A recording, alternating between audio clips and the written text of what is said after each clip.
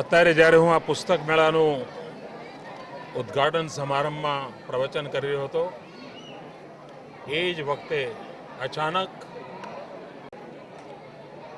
દુઃખદ સમાચાર મળ્યા. મારે માટે આ સમાચાર અત્યંત આઘાતજનક છે.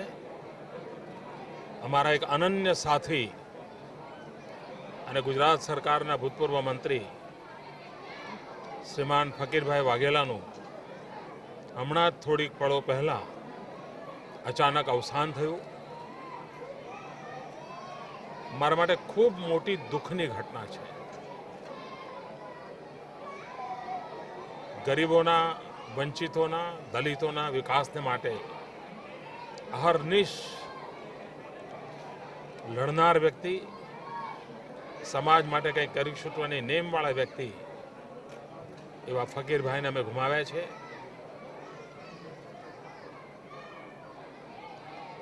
એક એવા સમાચાર છે કે જેના માટે ક્યારેય મન તૈયાર ન હોઈ શકે. કારણ કે હજુ તો પરમ દિવસ સવારે તો મેં મળીને ગપ્પા મારતા હતા.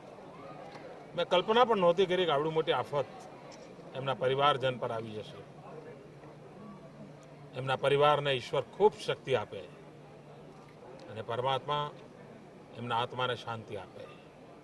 ગુજરાતે સાચ અર્થમાં દલિતોના કલ્યાણને ભરેલ એક તરવરિયો જાહેર જીવનનો જોગી ગુમાવ્યો છે.